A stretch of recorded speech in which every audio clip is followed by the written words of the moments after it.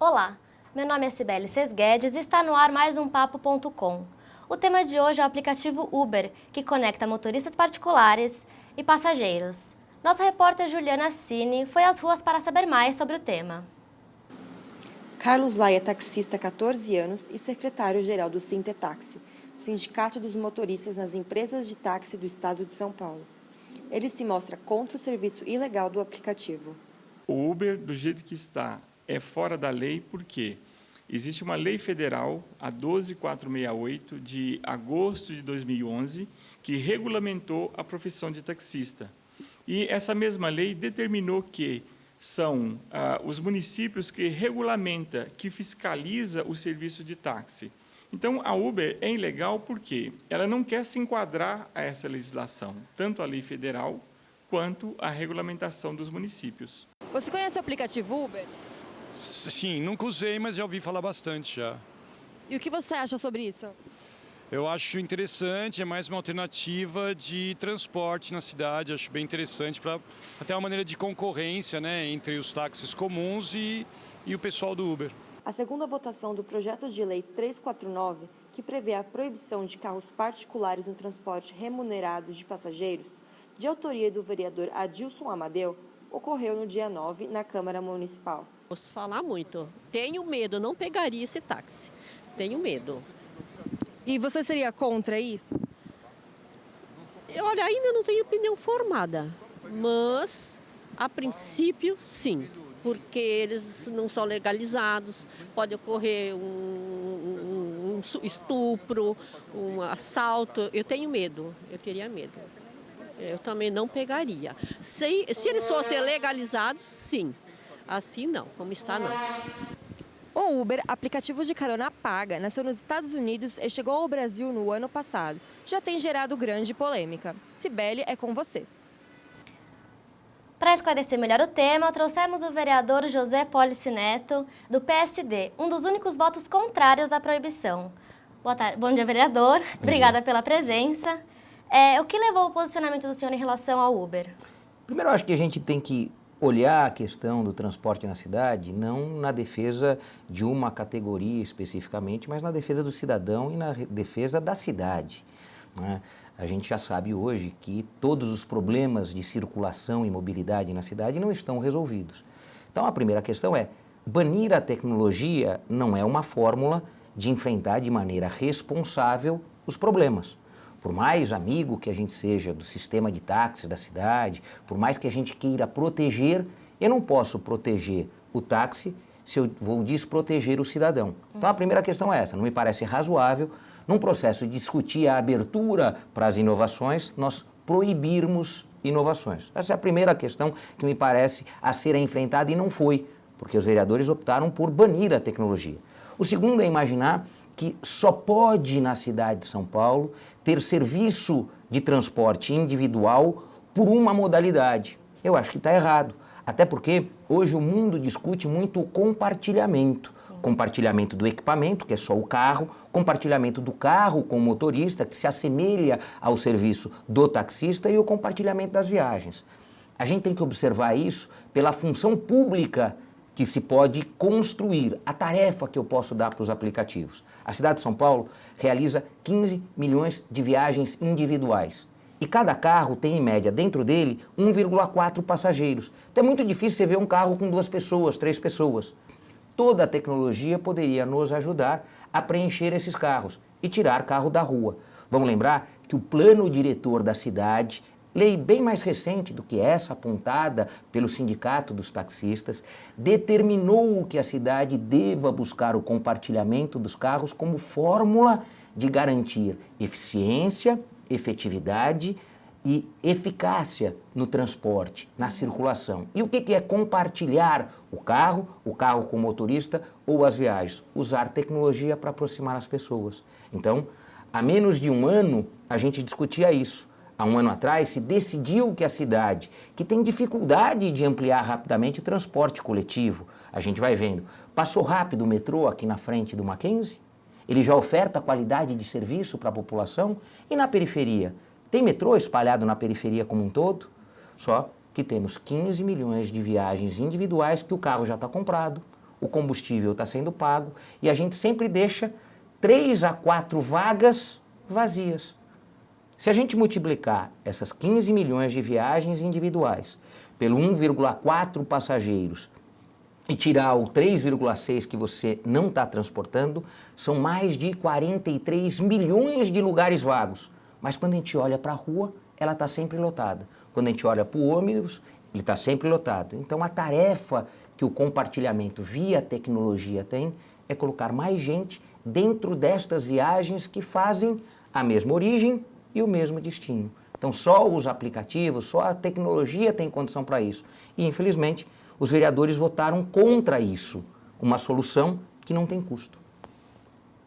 Depois da entrevista com Carlos Laia, do sindicato, o que você acha que poderia ser feito para os motoristas do Uber e para os taxistas entrarem num consenso?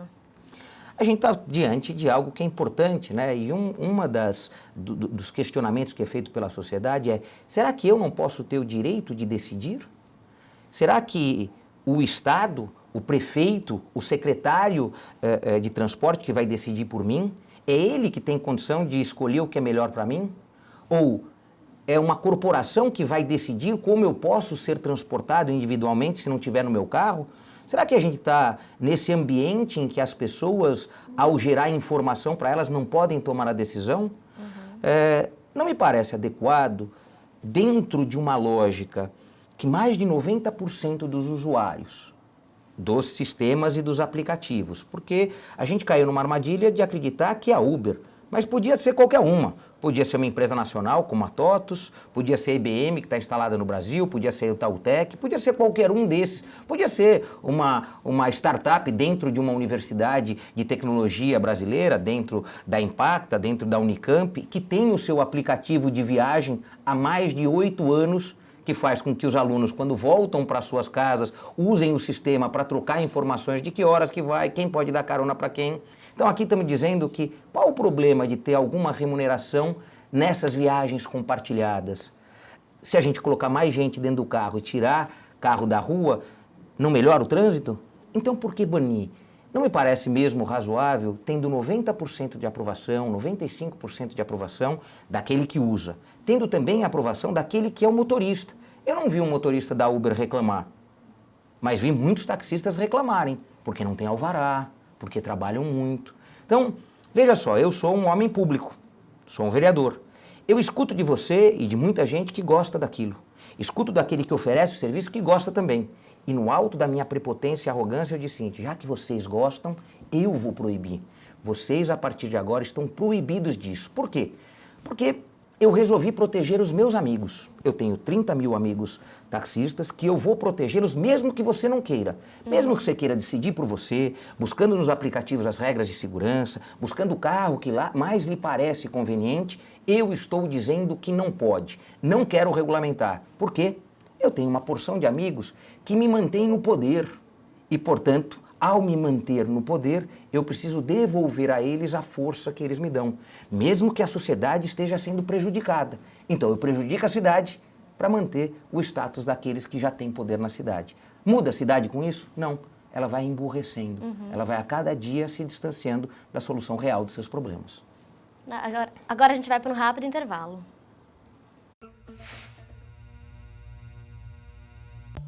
Amplie seus conhecimentos. Faça pós-graduação no Mackenzie.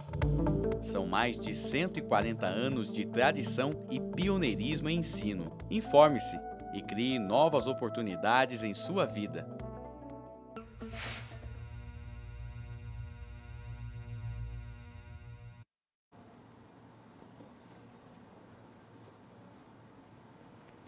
De volta ao estúdio com o vereador José Polis Neto. Bom dia. A proibição do Uber, ela pode ser vista como uma ameaça ao direito do cidadão de escolher como que ele vai se movimentar dentro da cidade? Sem dúvida nenhuma. Mas é muito mais do que uma ameaça na questão da mobilidade. É que a gente dá um recado para o Brasil e para o mundo que se amanhã uma outra questão aparecer como avanço tecnológico, eu vou proibir também. Vamos aqui imaginar, hoje a gente tem 290 mil imóveis vagos na cidade de São Paulo. São imóveis que pessoas poderiam estar ocupando e a gente reduzir a pressão ou o custo do aluguel na cidade.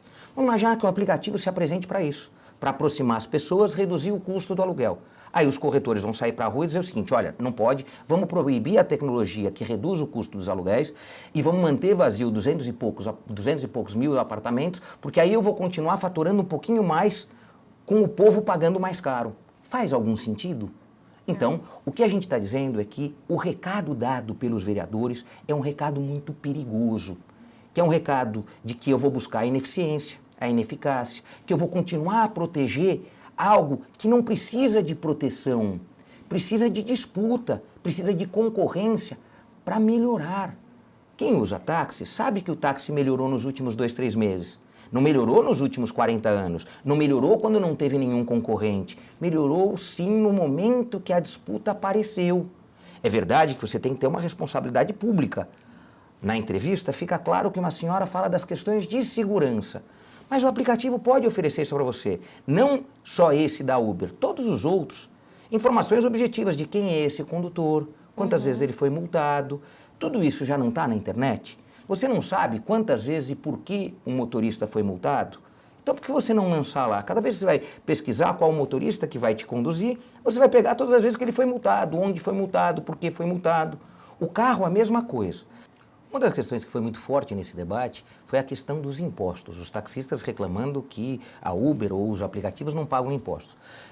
Eu tenho uma visão muito refratária a isso, porque eu acho que o brasileiro já paga muito imposto, então jamais sairia por aí, todo mundo vai pagar mais impostos, inclusive num espaço em que a gente precisa gerar soluções, então não é gerar tributação. Então, acho que os taxistas deviam pedir para reduzir a carga tributária em cima deles, então ir para cima da Câmara e falar, a gente quer que reduza a nossa carga tributária porque a gente quer oferecer um serviço melhor, mas não pegar a tecnologia que gera inovação e falar o seguinte, ó, eu vou comprimir isso para não gerar mais inovação. Então, acho que essa é uma questão que a gente tem que deixar claro também. Nós precisamos reduzir a carga tributária dos setores sensíveis, aqueles que a solução não está dada e, portanto, a gente tem que deixar muito, muito flexível para que se gere soluções. O senhor acha que a burocracia para você ter um táxi e até mesmo os impostos tem influência na qualidade do serviço prestado? Eu acho que não, porque ela é cumprida uma vez só, quando você consegue o alvará. E esse talvez seja a maior restrição dos taxistas. Os taxistas olham o alvará com valor comercial que ele não existe para o setor público. O alvará é sorteado, você ganha. Só que depois ele tem um valor de mercado, vale 150, vale 200, vale 300. Mas ele não é do taxista, ele é da cidade de São Paulo. E muitos dos taxistas, infelizmente, vendem no mercado paralelo. Tanto é que isso gera um poder econômico, que gerou um poder político, e hoje a gente é refém disso. Tão refém que a Câmara foi sitiada e se curvou a esse poder. Ela não debateu uma fórmula de melhorar o sistema para a cidade. Então veja só, a Câmara ao debater o quanto os taxistas têm que melhorar, o quanto ele não deve usar esse mercado paralelo para tomar dinheiro da cidade, porque se o alvará não tem custo para o dono, ele foi sorteado, como ele pode vender algo que é seu, que é meu, que é do cidadão? Então, aí me parece ter uma distorção muito grande, né? É lógico que isso já vem ao longo dos últimos 40 anos. E não é com uma ação que se vai melhorar isso. Mas eu acredito que está muito errado e erra o parlamento ao proteger isso. Erra fragorosamente. O prefeito Fernando Haddad colocou bastante foco no transporte público, né, nesse mandato dele. O que o senhor espera da posição dele em relação ao transporte privado?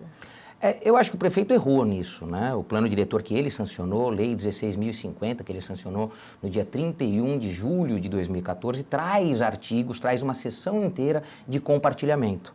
Então, há mais de um ano, o prefeito tem a responsabilidade de apresentar a solução para isso. Não foi responsável para isso. Teve medo ou teve incompetência. Das duas, uma. Ou ele não atentou para aquilo que estava à disposição, ou ele semeou uma discórdia.